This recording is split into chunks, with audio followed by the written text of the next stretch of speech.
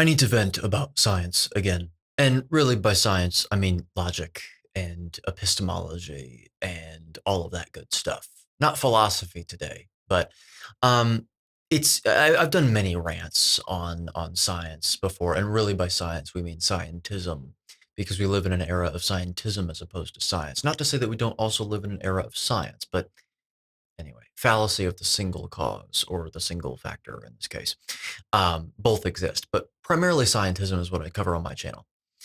And this really gets to the heart of why I call it scientism, or one of the many reasons why.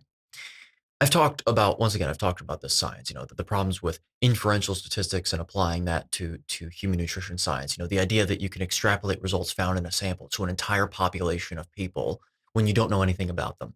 Okay, irresponsible. But we've also covered the logical fallacies that exist whenever you're reporting descriptive statistics. So just describing what happened, what was observed in a sample or an aggregation of samples. And I've covered many of them, but one of the things that I haven't made a single, sort of isolated video on is this association versus causation thing. And the reason for that is because I've taken it for granted. I really have. I didn't think to make a video on it because I thought that people understood this. Clearly they don't. There's this idea that is taught in statistics and really science in general, but mainly statistics, because statistics is sort of the foundation of all science in a way. I mean, it's the way to observe to convey your findings in a lot of ways, and irrespective of the field you're in. But that's a story for another day. The first thing you're taught is that association doesn't equal causation. Now, to be extremely fair, that is a grossly oversimplified version of the statement, because it's easy to remember. It's easy to hold on to. It's catchy. The actual statement, in order to be as factual as possible in this regard, is an association that is observed does not necessarily indicate a causal relationship between the two variables that you're actually studying. Not necessarily. They could be causally correlated, but you can't assert based on this evidence alone that they are. Okay, very, very simple, very straightforward. The problem is that also in the same breath, what they'll say is something false. They will effectively say the converse of that. Okay, you've got, if people have learned geometry or perhaps even logic, but even geometry, you've got like the negation, the converse, the inverse, and the contrapositive. Okay, the converse of the statement is asserted as fact when it isn't a fact. What is that? Two causally related variables will be associated. Which, I mean, actually, that's not even the converse. Really, what they say is that if there is no association, then there's no causation. False. Fundamentally false. Why do I say that? Well, because there could be a spurious external variable that isn't considered in your data set that has an equal effect on X and Y. Okay, that's actually how the X and Y can be correlated with each other to 100% degree without them being causally associated, actually. But there could be another spurious variable that exists that is uncoupling the link between X and Y. So you can have a spurious variable or a confounder that is causing X and Y to be directly associated with each other. 1-to-1, R squared value of 1 for if you're the erudite type. But that doesn't necessarily mean they're causally correlated or causally associated. Nope. Well, the same thing can happen in the opposite direction, which is, well, just because you've got two variables that are not associated with each other in this data set whatsoever, if you didn't control for all of your confounding variables, that doesn't mean, then you can't say that they are not causally associated. When you realize that both of those are actually fallacious, association equals causation, and also no causation equals no association, you finally start to realize actually the lack of substance in this science. So you're telling me that if you find an association and it's weak, between two variables and it's weak, you're saying that they could still be causally related? Yep. If you remove the confounders, yep. And you're also telling me that if an association is super strong, then you can't say that they are causal, though. Yep. That's exactly what I'm saying. That's how that works. Okay. What are some practical examples of this? Okay. I'll give one that actually exists, and then I'll give a hypothetical that could also exist, and I believe actually does exist, just not to the degree that I'm going to say it exists. Imagine there's a river, and that river's water level is solely dependent on rainfall. All right. So therefore, what we know is that there is a causal relationship between an increased amount of rainfall and the water level of the river. Okay. The water level of the river is the dependent variable, and the rainfall is the independent variable.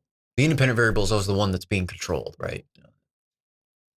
So that means that the independent variable is X, so amount of rainfall, and then you've got water level of the river is Y, dependent variable. Okay, great. Super, super simple stuff so far. Okay, we're doing well. Now imagine that you have a variable Z, which is the rate of runoff of the river. Well, one day the rate of runoff increases for some reason. Okay, pick a reason. Pick a reason. It doesn't matter. So the day that it rains, it's associated with a decreased amount of water level because the rate of runoff is not met by the amount of rainfall that day. Does that mean that the relationship between rainfall and water level is negative now? Well, in that one situation, sure, it was associated. The association was negative. But does that mean that increased rainfall equals less water level? No. Despite the fact that we know that increased rainfall actually means commensurately increased water level of the river. Oh, it's because the variable Z or Z, depending on where you are from,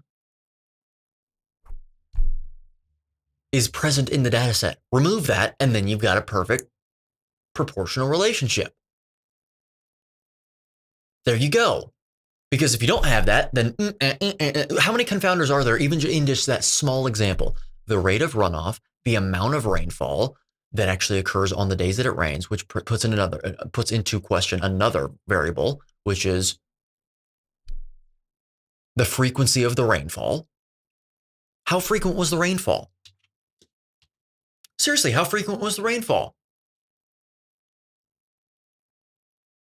You have so many different confounders, even in just that tiny example. Wow. So two variables that are causally correlated whenever they're in a vacuum, that's the key, can exhibit a non-perfect, I guess, an imperfect relationship. Cool. Great. Now, what's an example of a relationship between two variables that are basically being caused to be, very, very highly associated, but actually in reality, they're not? Okay. Here's a hypothetical. I know I'm going to get flack for this, but what's new? What's new? Breaking news. Edward A. Gilkey has caught flack online for saying things that are truthful about science. And scientism. Statins and heart disease incidents or heart disease incidents. Okay, this is an opinion of mine. However, the hypothetical is that this is true, hypothetically. And it just goes to show it furthers this example. Okay. It further exemplifies this example as being true as well. There are certain associations between the administration or the reported taking, I guess, well, that'll work. That'll suffice for now. The taking of statins and a corresponding reduction in heart disease incidence. There does happen to be that case. And by the way, there's a plausible mechanistic speculation by my estimation as to why that is. However, and actually, I'm going to get to it right now. Statins tend to be, from my observations, my little reviewing of literature, they tend to be anti-inflammatory in the short term.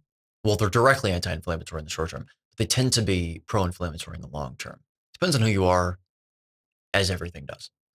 Okay. There you go.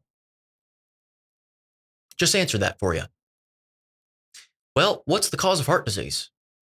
And I use cause very, very seldom, which should tell you something. What's the cause of heart disease?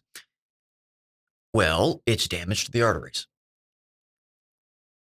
In genetically normal people. Okay, I'll say that right from the get-go, because there are certain incidents where that's not the case. People that have a lack of an ability to sequester excess cholesterol from the bloodstream. There you go. Well, the cholesterol has to go somewhere, and we know that cholesterol ends up in the tunica intima. It's not like it isn't there. So there you go. It also ends up in other places too, which is a hint as to where, it's not normal. But anyway, there you go. So 2 variables, X and Y, taking of statins and reduction in, heart disease level or reduction of heart disease incidence, whatever. Linear relationship. They're never perfect. That's why I want to put that out there. They're never perfect. But let's just say they were. Well, what are the ingredients for a fire? You ever seen the fire pyramid? The 3 ingredients required for fire: heat, oxygen, and a fuel source. You remove any one of those, you'll get a reduction of the fire. Well, heart disease is no different in that respect, metaphorically, analogously. You need damage to the arteries. You also need plaque buildup. Plaque consists of cholesterol and fat. Also scar tissue and a bunch of other immune cells, by the way. Hint, hint. Okay? Not to make the distinction between cholesterol and immune cells, because there is a very stark distinction. I'm not pretending otherwise, but I'm saying that my insinuation, my implication there unintentionally was that cholesterol is not involved in, it's not an inflammatory compound, when in reality, if it's involved in the repair of tissues, then it sort of is, isn't it? So let's be careful with that. Anyway, there you go. So what do the statins remove in the short term? Maybe inflammation. They don't remove it per se. They might. I don't know. But I highly doubt it. They might reduce it so that you get a reduction in heart disease. Oh, but you know what? You can use the same logic for cuts on your arm, for cuts on anywhere on your body. Well, you could repair the tissue and stop the abrasion from happening again in the future. Or the continuous abrasion, because that's really what we're talking about in heart disease. Or what you could do is just stop the inflammation, just stop the healing process. Oh boy, yeah, that's great. The only difference between those, the major difference between those examples, is that whenever your cut heals, you don't develop plaque. But you know what you do develop usually? A fucking scab. So in reality, it's like a microcosmic version. Anyway, unbelievable that people don't even understand this. Unbelievable. But it gets into a discussion about causality in the first place. Can you ever actually assert causality? Can you prove 2 variables to unequivocally be causally correlated with each other?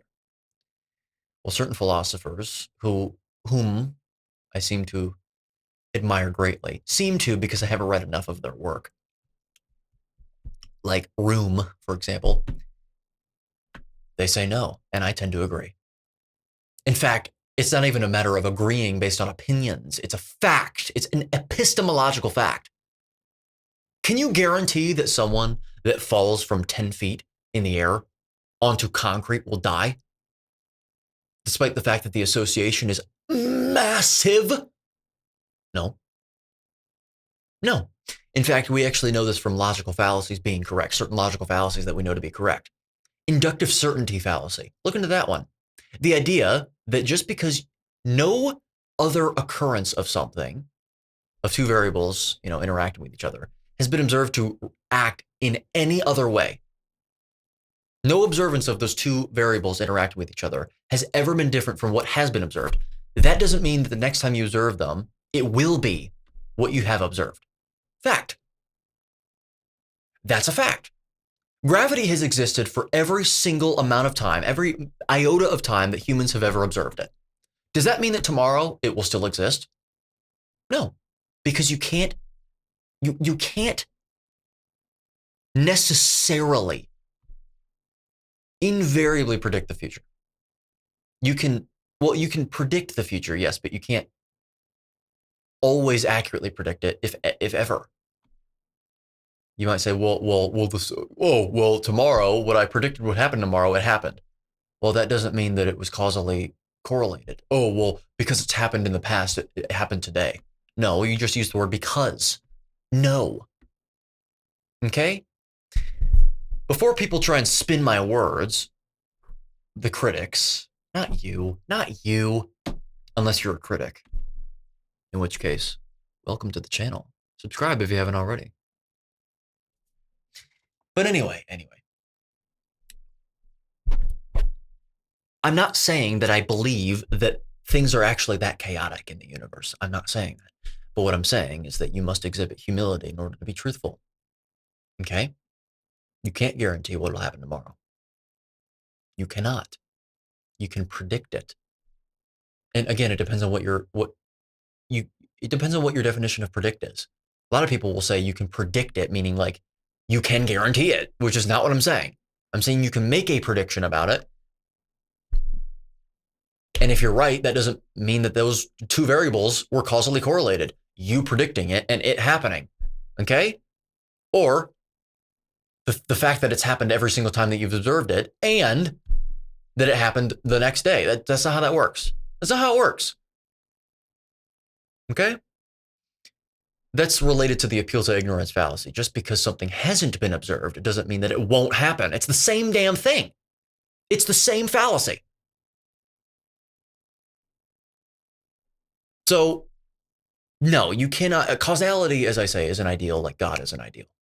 You strive to attain it, and this goes for atheists as well. Okay, I'm not proclaiming to be either or. In fact, I think that if you're extremely humble, you wouldn't really be too convicting about that. So I'm still thinking about that, but that goes for self-proclaimed atheists as well, because we all strive towards something. We all worship and sacrifice towards something at the top of our value hierarchy, don't we? Always. But yes, we strive to attain it, but we must understand that we will never attain it because reality is not that certain, and humans are quite fallible. Humans are not perfect. They're imperfect. So on that note, my imperfect fellow viewer, if you found this insightful, if you think that people would benefit from this, any of it, send this video to someone. Subscribe if you haven't already. If you haven't already done that, I don't really know what you're doing. I don't know what you're doing. I'm watching you. Leave a like. Leave your thoughts in the comment section below. And also, buy my book, Contrainidicated. Geez, with all the stuff that I'm talking about with epistemology and philosophy and statistics and science, you'd think that I'd have another book out or something like that, but geez, I could probably do that. Who knows what'll happen in the future? I'm not saying anything about that. Anyway, buy my book, Contrainidicated, a closer look and revision of mainstream health axioms that have perpetuated illness, disorder, and disease for over a century. If you have not bought that book already, links are in the description below for paperback, hardcover, ebook, and self-narrated audiobook versions, because I'm all about authenticity. And also subscribe to the Patreon if you haven't already to gain access to 1 week early uploads, ad-free content, uncensored content, loads of antiquated videos from before I was ever a public figure. There's a lot of those. Loads of videos from whenever I was uploading one exclusive Patreon upload every single week, basically. And also an exclusive Discord server for Tier 3 members. Think about that. Think about that. And also, finally, the link on the bottom of the screen. What is that link? Well, that is a link that will bring you to an amazing site with amazing products from an amazing brand known as Cerule. If you purchase product through that link, we'll get a permanent percentage discount and permanent free shipping when signing up for monthly deliveries. And if you email me behind the scenes at edgoki@pm.me, I can tell you how to earn those products for free, because who in their right mind wouldn't want that. But of course, before buying any product whatsoever, including these ones, because why would I discriminate? I wouldn't recommend doing that until you actually learn about these products. So, fortunately for you, I have linked to the top right corner of the screen a Cerule Products link or a Cerule Products video, which is a complete elucidation, if you will, an explanation of what those products are, who should take them, why you should take them, when to take them, etc., etc. And I'd also refer to the description below to find a video that I did on these products in further detail, as well as the company of Cerule itself, which I think is incredibly important if you're willing to contribute towards them with a purchase. So with that being said, join me next time when we're talking about basic logic and philosophy. And really, to be as forgiving as possible, I suppose that it's not all that basic. The idea that you can't even really determine that things are causally linked. It's in our language because that caused me to do this. You know, it's to be as forgiving as possible. But join me next time when we're reacting to, or we're either monologuing about this, so not so basic logic and philosophy sometimes, but also reacting to inane morons online, like vegans, for example, or something. Or people that think that your carbs are good. You should eat all of your carbohydrates because they're great for you and they're great for your muscles. Till then.